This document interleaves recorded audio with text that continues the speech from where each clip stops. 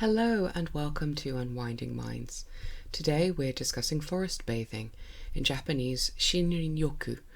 Sorry if I butchered that, which is a beneficial activity involving mindful engagement with natural forest environments, using all five senses. Originating in Japan during the 1980s, this practice has increasingly been supported by a growing body of scientific research, highlighting its health and well-being benefits. It's something that became kind of trendy in the mental health sphere quite a few years ago now, but it feels like it's exited the public consciousness a little, so I wanted to make a series of videos talking about it. Who knows, maybe it will get trendy again. In this video, we'll be exploring what forest bathing is and how to do it.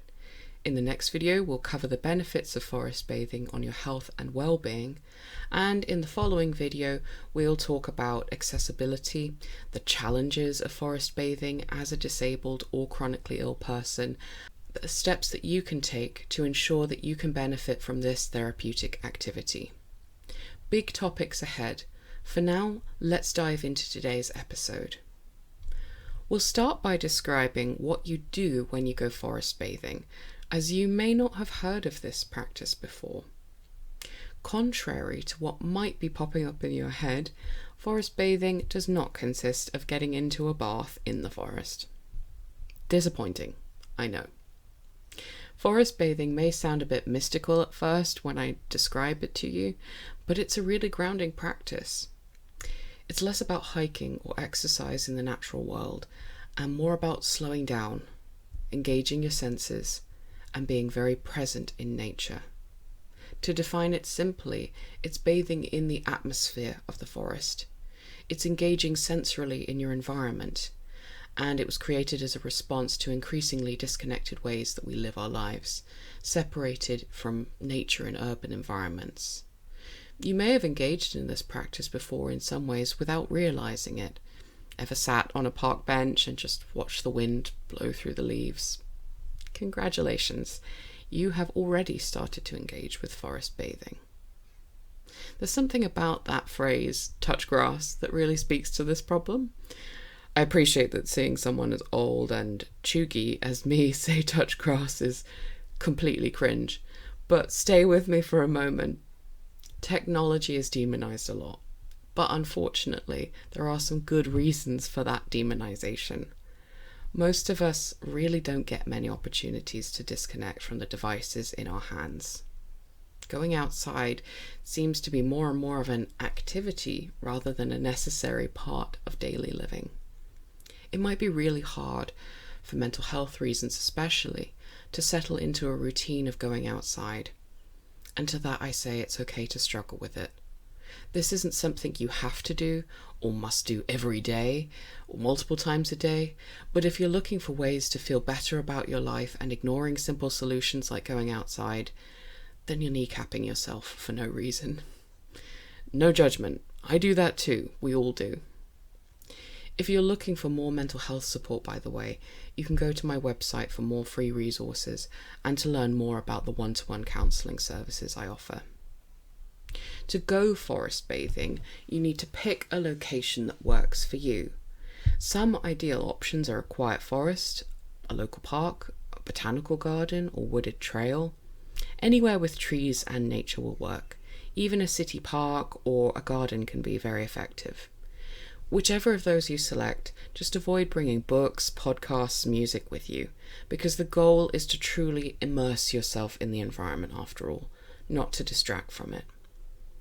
I said before that forest bathing is not hiking, and I mean it. You do not have to be in motion when you're doing it. You can move slowly or even just sit still. It's about being, not doing. You can let your body set the pace based on what feels calming and helps you with any symptoms you may have. The next component is the thing that changes this exercise. It's the most important thing, engaging your senses. I invite you to soak up the world around you. It's important to state that your body may affect how you access your senses and may limit or prevent you from engaging in all five, and that's okay. If you're deaf or hard of hearing, focus on the visual aspects around you, the colours, the light through the trees, the movement of the leaves, animals or clouds. If you're partially sighted or blind, tap into the sounds of the world around you. Do you hear running water, the leaves rustling in the wind? You may be taste or scent impaired. If you are, then tap into touch or sight or hearing. If you aren't, I encourage you to take in the smells around you. Is it earthy, warm, floral? Touch is important as well. You can touch the different trees, sit on the grass and feel it underneath you, and some people even like to remove their shoes to feel the earth beneath their feet. Just make sure it's safe to do that before you do. This next part is, in my experience in working with people, the harder part. The modern world is filled with expectations, so much so that you may be holding many of yourself when you try to relax. You might be expecting yourself to relax, to achieve some level of peace, or to suddenly sprout a toga and be sat on a mountaintop somewhere in deep meditation. Stop it. Don't do that to yourself. Let whatever happens, happen. Don't try to achieve relaxation. Instead, just notice what you notice. If your mind wanders onto other things, which for most people it will, just center it back in the here and now. Come back to your senses. I wonder if that's where that expression comes from, come to your senses. Anyway, you might just find that you sit there and go, what now? What do I have to do next? The answer is not quite nothing. All you need to do is to continue to tap into your senses and be. The length of time doing this is not the important factor. I would recommend at least 5 minutes, but go longer if you can. This doesn't have to be an experience you have to do alone, by the way. You can go with a group of people, and there are existing groups who do this, so look it up and see if there's any in your area. I would also recommend, though, if you do go with other people, be conscious that this isn't time to sit and chat. You can absolutely carve some time out into that interaction, into that social time where you guys sit and talk together, but the focus is on being in your environment and soaking that up. So you can try some deep breathing together, maybe talk about that beforehand so that you've got a clear plan. But realistically, whilst it's great to have somebody with you, it's not good to use that as an excuse to find another distraction, if that makes sense. And that's a wrap on your introduction to forest bathing. If this has sparked your curiosity, go ahead and just give it a try. Even a short mindful 10 minutes in a local park can make a substantial difference.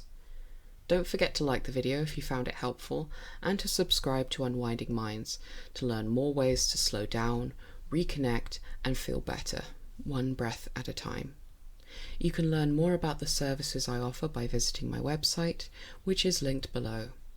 Drop a comment below if you've ever tried forest bathing, or if you want more tips on getting started. Make sure you tune in for the next video in the series. Thank you so much for watching, and take care.